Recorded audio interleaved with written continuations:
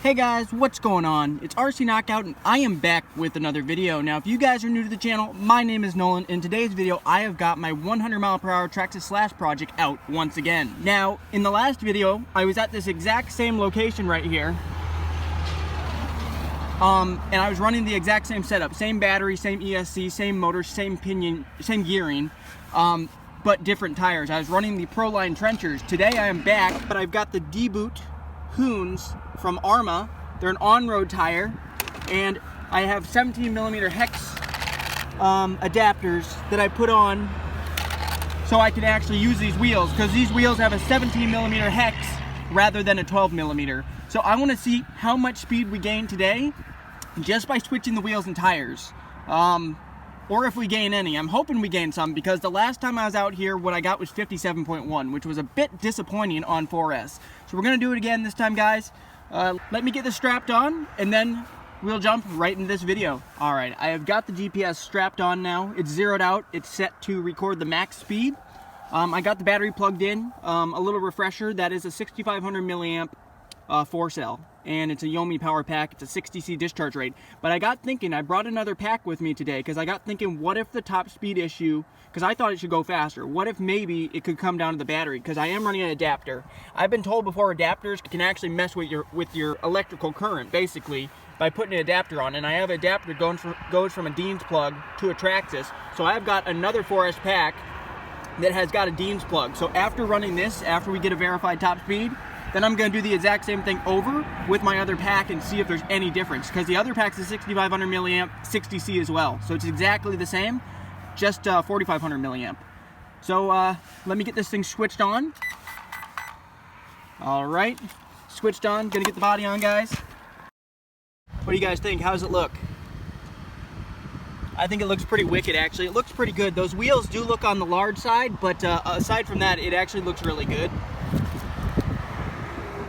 Let's go ahead. I'm gonna take it to the dead end down there, bring it past. There is a bit of a curve. Just gonna bring it past here.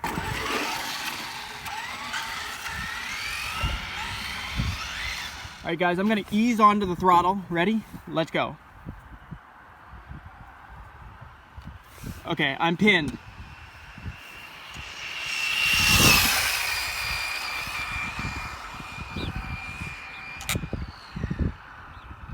I'm gonna bring it back, do the exact same thing. I'm gonna go a bit further down, and then I'm gonna turn it around and try to bring it back. All right, here we go, guys. All right, and I'm already pinned, guys.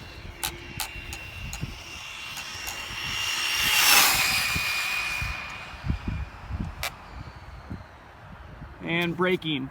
And now I'm gonna bring it back, guys, and see what we got. To be honest, it didn't look any faster than the other runs from the last time I was here. So let me get the body off of this and see what it picked up. I don't know, it didn't look any faster. That'd suck if it was actually slower. Theoretically, there is less rolling resistance, so it should have been faster, but it looked like it topped out pretty darn quick. All right, guys, here's a moment of truth. Did we gain anything over the 57.1 that I got last time I was here? What do you think we got, guys? I have no idea. What? 48.2? I wonder if this ESC needs to be recalibrated, because that's weird. It should not be that slow. 48.2, guys. We just lost almost 10 miles per hour. What the heck's going on? Okay, so I don't know if that was a fluke that we got 48.2 or whatever that was, but I recalibrated the ESC. I'm going to take it down again and bring it past, because I was full throttle, so I don't know what's going on. So let me go ahead. I'm going to take it down that way again, guys. Here we go. Okay, I'm basically at full speed, or full throttle, I should say.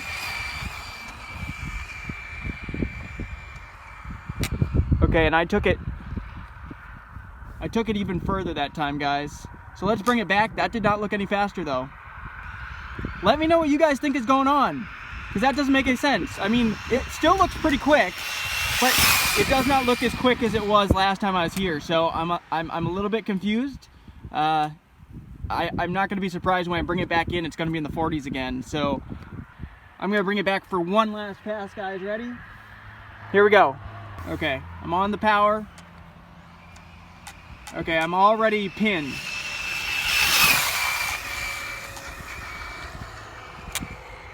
Okay, that's far enough right there.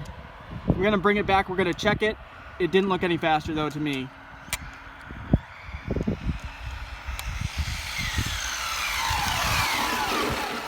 See what we got.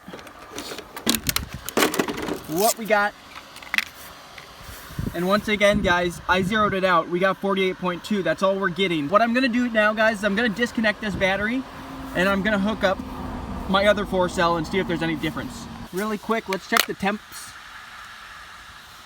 I'm gonna check the temperature on stuff, guys. I did like 5 passes. Okay, that's really not cold at all. It's literally registering that the motor's at 70. I mean, actually it might be. The motor has very little warmth to it, guys. Literally, it doesn't even show a temp for like the motor, like it's not, or for the ESC. It's literally showing like actual temperature outside or just a smidge warmer. Because it's like 15 degrees out. The most it shows is 41. So this thing's cool as can be.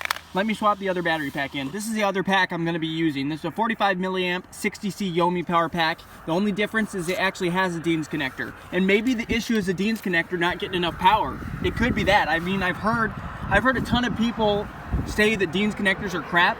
I don't necessarily agree with that, but maybe we're running too much amperage or too much voltage to go through one plug like this. It could be something like that. I don't know.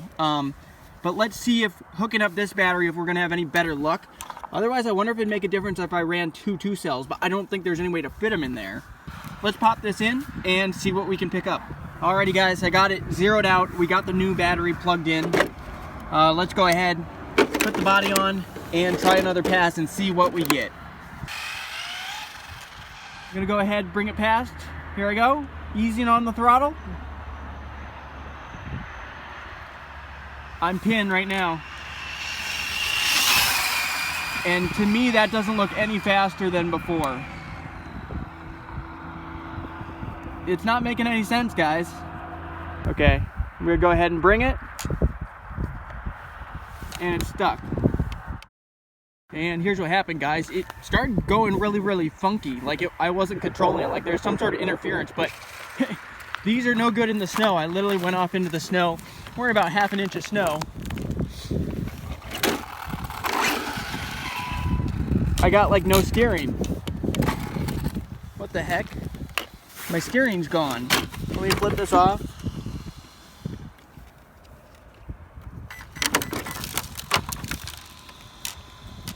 Might be done, my steering is gone. I don't know why the steering went out, but for some reason I lost steering altogether. Something happened, I don't know. Maybe it's a receiver issue and I need to rebind the transmitter. I don't know, that was weird. But let's get it off and see what we got.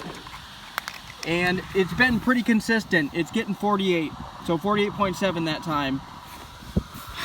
I'm pretty bummed out, guys. I mean, this is more disappointing than the last time. So what do you guys think is going on? Let me know in the comments if you know. Do you think it's just drawing too much voltage when I go full throttle? Nothing even got hot. Like, it's not even hot at all. We're gonna get up to 100 miles per hour somehow. It's gonna take some time. Anyway, guys, if you liked the video, hit that thumbs up button. Also, make sure to subscribe to the channel and hit that notification bell so then you'll be notified when I come out with another video, because there's gonna be more videos, obviously, with this rig. I'll see you guys in another video. Later. Alright, guys, I am back home. I don't know what was wrong with it, but the servo crapped out. So I had to take the servo out. I actually put a Spectrum one in. Or not, is it a Spectrum? It's an Arrma one. It's actually an Arrma one that I bought. It is waterproof. It's only like a 15 kilogram. Yeah, Arrma Durango. Yeah, waterproof. I think it's the only waterproof one I have. But yeah, the steering crapped out, so we couldn't keep on going with the speed run. So another thing I got thinking, after making the last 2 videos with this RC, I was kind of just super confused as to why this was not going as fast as with the Valenian system, with the high-speed gearing, the optional gearing. I guess I never took into consideration that the 3500 kV motor, the Valenian one, that's revving basically per volt, that's revving 3,500. I think that's basically how that works. That's basically how many revolutions per minute per 1 volt. Per volt that's applied or something like that. I think it's per 1 volt that's applied. So if it's running a 11.1 3-cell, that means for each one of those volts you can times it by 3,500, and that's a max RPM of the motor, I believe. Correct me if I'm wrong, guys, in the video, because I'm not 100% sure, but I'm pretty sure that's what kV refers to. I did not take into consideration that even though I am running 4S and I'm running a larger pinion with a 21 tooth, I never took into consideration that this motor is a 2200 kV.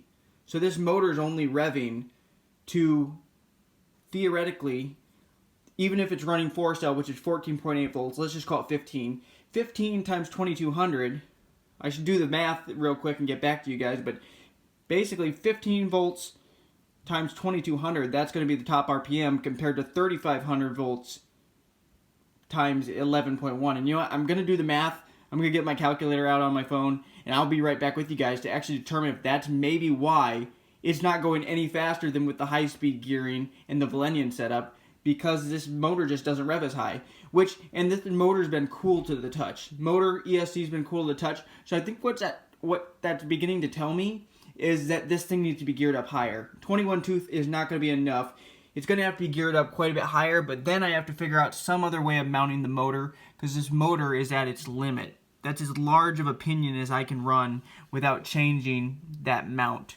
So that's some stuff to think about. This is definitely a learning experience, guys. When I got in this, I had no idea what I'm doing. Still probably have no idea what I'm doing, but I'm figuring out as I go. But let me do those calculations. Alright guys, and I did the math, and it's like 38,850 is the maximum RPM at 11.1 volts for a 3500 kV motor. So 38,850. Then I did the math for the 2200 kV running 4 cells, so 2200 kV times 14.8, and that only came out to 32,000 some, 32,650. So it's 6,000 RPM less maximum capability. So that's going to make a big difference. So that would makes sense that even running a larger pinion, it's not going any faster, because that larger pinion's not making up for that lack of RPM compared to the 3500 kV on 3S. So since this is running a lower RPM, what we have to do is we have to gear it up. So I'm going to have to figure out a different mounting system. I totally did not think about that, guys. That never occurred to me in my mind. But it still doesn't quite explain why this thing went so much slower. We only got 48 miles per hour when I switched to these Dboot Hoons, switching from these ones right here. And the only thing I could think of logically is that since these ones are expanding bigger, that they're traveling a further distance, and that basically it's almost like a gear reduction. By putting these wheels on, they're belted, so they're not expanding whatsoever, and they're slightly less of a diameter compared to these ones that I took off the trenchers, the Pro line. So that's the only thing I could think of, but it seems weird that it would lose 9 miles per hour. So I was super confused. I still don't know if that's the case, but some of the stuff is actually starting to add up. So gearing up is definitely what we need to do.